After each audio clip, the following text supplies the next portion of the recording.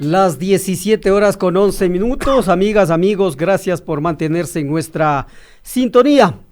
Le comentamos que a partir de esta hora y en la siguiente entrevista, usted nos podrá también mirar, nos podrá observar a través de nuestros canales Facebook, Pichincha Universal, y YouTube, Pichincha Universal.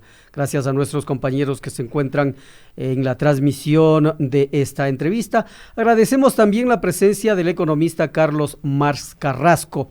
El economista Marx Carrasco ha sido director del Servicio de Rentas Internas, ha sido ministro de Trabajo.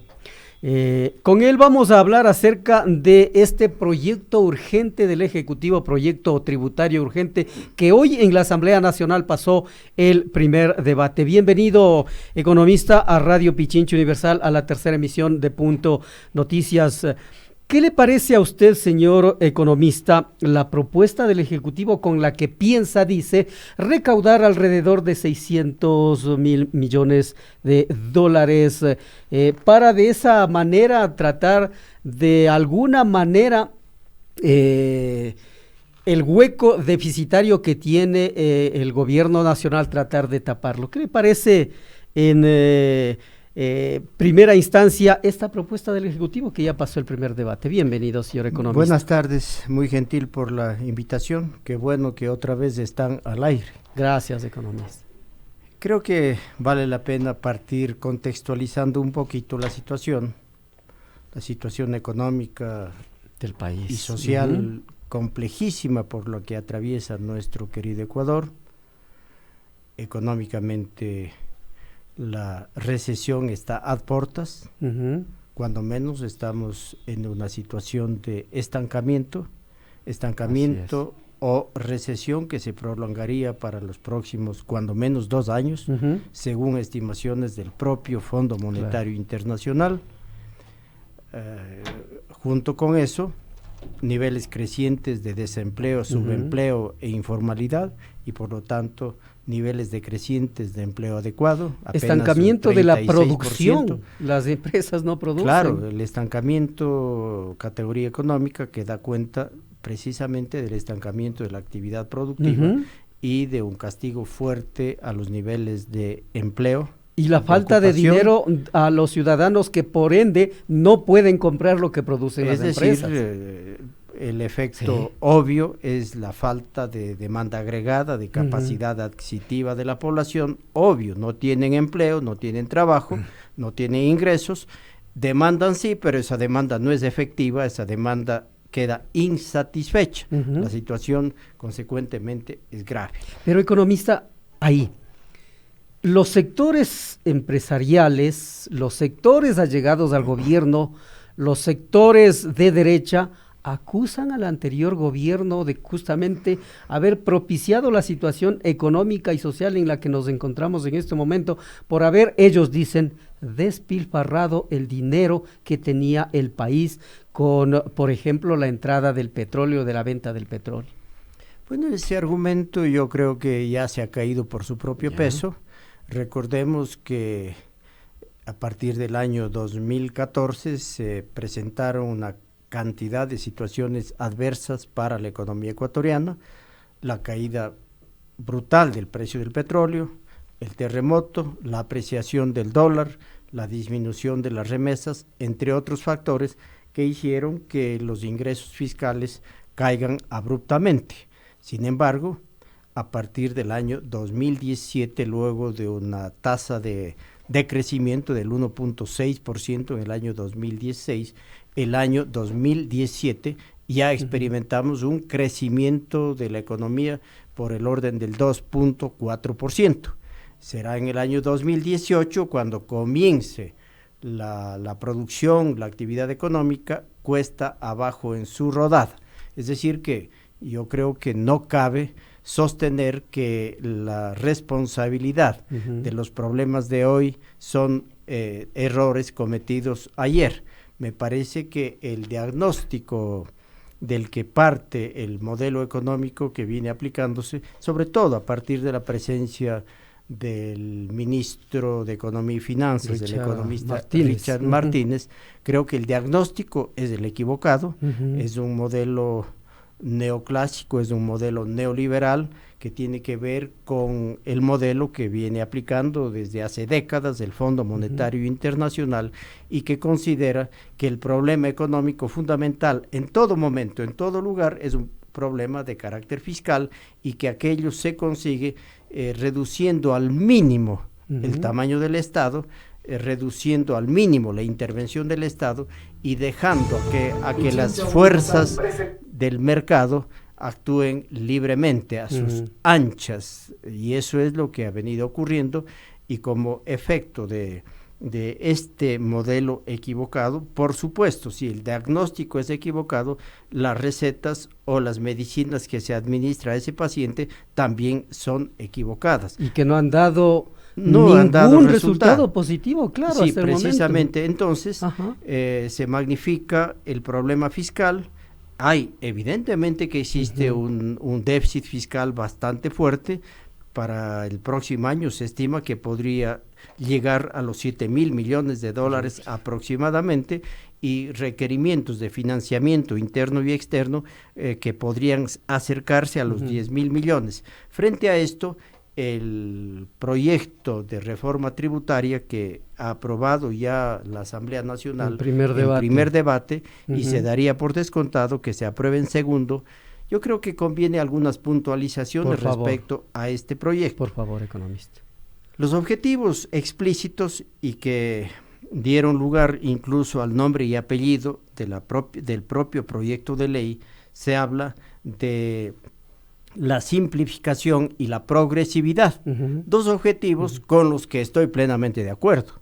Además, contempla la propia Constitución de la República, artículo 300, cuáles habrán de ser los ejes rectores de la política tributaria, y unos de los dos ejes de ese uh-huh. conjunto de una media docena de principios, precisamente simplicidad y progresividad. Pero veamos si el proyecto cumple con los dos objetivos. Claro. Simplicidad, yo creo que el esquema, el marco jurídico tributario, el sistema tributario, sí, debo reconocer, habiendo sido incluso director general por más de 7 años, debo reconocer que es algo confuso, uh-huh. algo complejo, y que sí requiere una simplicidad o simplificación, debo reconocer. Uh-huh. En ese ámbito, el proyecto, yo diría que cumple parcialmente cuando se dice que aproximadamente 100,000 contribuyentes ya no tendrán que llevar contabilidad uh-huh. y pasarían a pagar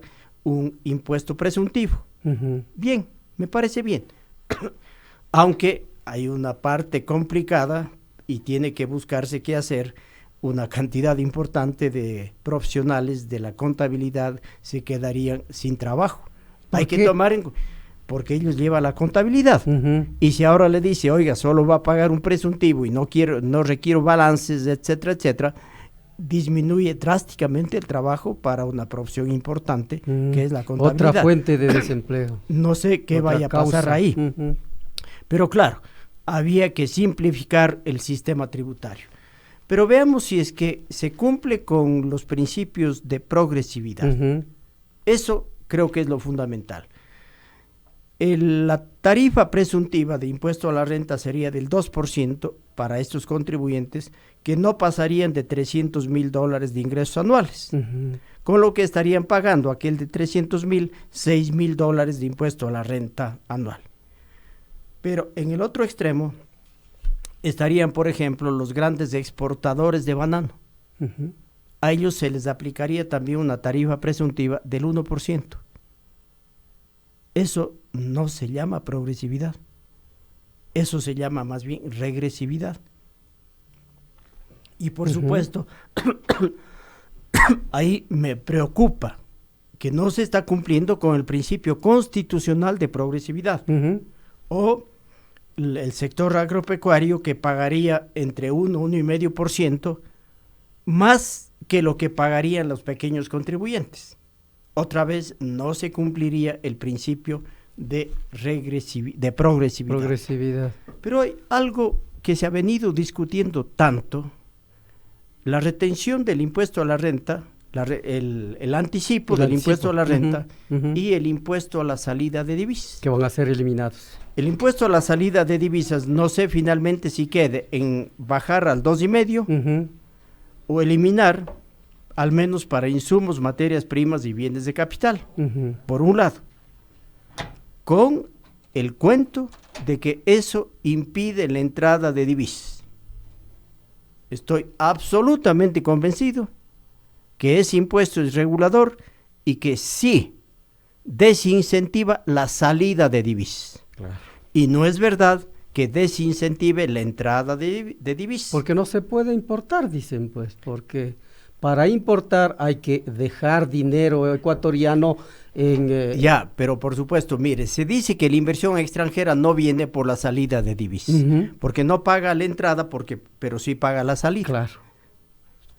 El ecuatoriano debe conocer que el impuesto a la salida de divisas desincentiva precisamente la salida, y en el caso de los dividendos de la inversión extranjera, cuando se orientan al exterior, excepto a paraísos fiscales, está exento de impuesto a la salida de divisas. Así estuvo en la ley, siempre. Claro. Por lo tanto, no es verdad que esté desincentivándose porque se paga. Si está exento, no paga. Por otro lado, si es que hacemos sumas y restas, la eliminación del anticipo, que creo que es un error. ¿Por qué?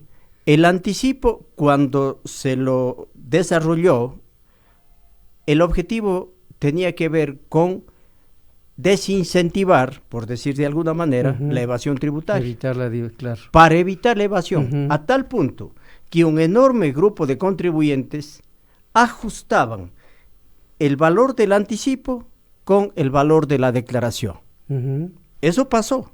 Y hay pruebas empíricas que están a la vista en los reportes del Servicio de Rentas Internas. Pero los empresarios dicen que eso más bien ellos están pagando algo que no les... Aquí viene precisamente el debate. Claro. Ya creo que cumplió el anticipo de impuesto con el objetivo de combatir la evasión o fortalecer la cultura tributaria. Pero eso no quiere decir que el anticipo había que eliminarlo. Lo que creo yo que había que hacer es, sigue pagándose el anticipo, aunque sea revisando la fórmula, podría ser, pero con cargo a devolución cuando se haya pagado en exceso. Eso sí, pero no que se acabe el anticipo. De manera que los 300 y pico de millones, casi 400 millones de dólares año 2018 que se recaudaron por concepto de anticipo, eso se ajustaba con el impuesto. Para el año entrante, que ya no habría anticipo, doy firmado que la recaudación neta de impuesto a la renta habrá de ser menor. Claro. Es decir, creo que había que mantener, pero con la devolución cuando se hubiera pagado en exceso. Ese creo que era la salida.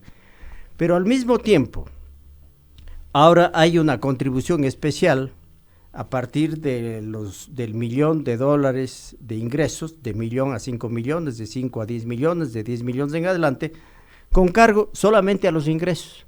Y dice, ¿cómo me pueden cobrar si yo no sé si ganaré o perderé? Pero sin embargo se está aplicando ahí un impuesto a los ingresos que no necesariamente significa utilidades. Por lo tanto, hay una contradicción. Si quiero dejar de cobrar a un ingreso que no es renta, bueno, ¿cómo así, por otro lado, sí le cobro a un ingreso que no es renta? Que no es renta, claro. Y si es que miramos, 177 millones se dice, ¿no es cierto? 177 millones que se recaudaría durante 3 años por esta contribución especial. Pero por el lado de los incentivos o de los beneficios, particularmente a los grupos económicos, habría que tomar en cuenta el ISD, que se baja o se elimina, el crédito tributario y también el drawback, que habría una devolución automática a los exportadores. Eso suma cerca de 2.000 millones, esos tres conceptos. Terrible. Suma cerca de 2.000 millones, es decir, estoy en un momento de aprietos fiscales y más bien me porto generoso con los ingresos fiscales. Claro, los ingresos, ¿cuánto va a ser? 630 millones de dólares, dicen, ¿no? 630, 650 millones de dólares, frente a lo que va a dejar de percibir el Estado. Sí, el neto podría ser ese valor, pero aquí tengo una preocupación que la digo abiertamente. Los cálculos dan eso porque habría un impuesto sobre las plataformas tecnológicas, habría un impuesto, un ICE a los programas postpago de la telefonía celular, habría el impuesto a las fundas plásticas, etcétera, pero tenemos que recordar que la ley de fomento productivo eliminó para inversiones nuevas y para empresas nuevas el impuesto a la renta hasta por 20 años. Y a pesar de esa generosidad, de ese holiday tax o de ese día tributario festivo, ¿no es cierto? A pesar de eso, al ministro Campana yo le escuché varias veces hablar de 9.300, 10.300 millones de dólares de inversión extranjera que ya estaban aquí nomás, que ya venían. Y todo por las exoneraciones tributarias y más. Y la pregunta es, ¿en dónde está la inversión extranjera? Claro. ¿Será verdad que la inversión extranjera depende casi exclusivamente del impuestos o de la tarifa de impuesto a la renta? La muestra, las evidencias nos dicen que no. Claro. Hay sí, otros factores, ahí está. Así hay una ley que incentiva la inversión extranjera y no viene. Y no viene. Así como se ha dicho también, oiga, no suba más impuestos, porque de acuerdo a la curva del Laffer, seguro que va a bajar la recaudación. Cuando en el año 2010, en el gobierno del presidente Correa, se bajó el impuesto a la renta para sociedades del 25 al 22%, la pregunta es, ¿subió la inversión interna? La respuesta es no. La respuesta es no. El Centro de Estudios Fiscales, que funcionaba en el Servicio de Rentas Internas, demostró con datos de la realidad ecuatoriana que no aumentó la inversión a pesar de que bajó 3 puntos, esto es 13% del impuesto a la renta. La curva de Laffer es una mera ficción que alguna vez este señor Laffer dibujó en una servilleta tomando algún café. Eso no se cumple. Al menos no existe ninguna evidencia empírica que así lo haya demostrado. Consecuentemente, la situación fiscal no creo que vaya a mejorar. Claro. No creo, lamentablemente el déficit persistiría. Y 6.000 millones de dólares de déficit. 7.000 millones. Claro. 7.000 millones, bueno, y se acaba de aprobar, entiendo, una operación de emisión de bonos, emisión interna, por cerca de 2.000 millones de dólares. Más. Claro. La deuda sigue creciendo y el principio de progresividad tributaria, que es el que está fallando, no se aplica.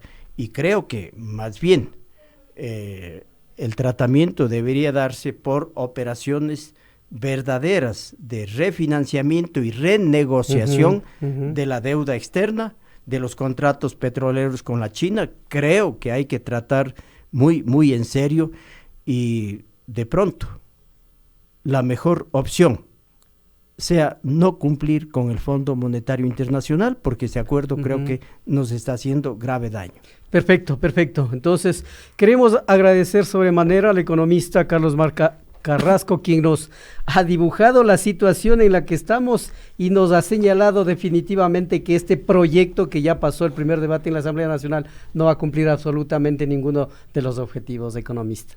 Muchísimas gracias por estar acá en Pichincha Universal. Muchísimas gracias. Buenas tardes. Gracias. Vamos a hacer una pausa y ya retornamos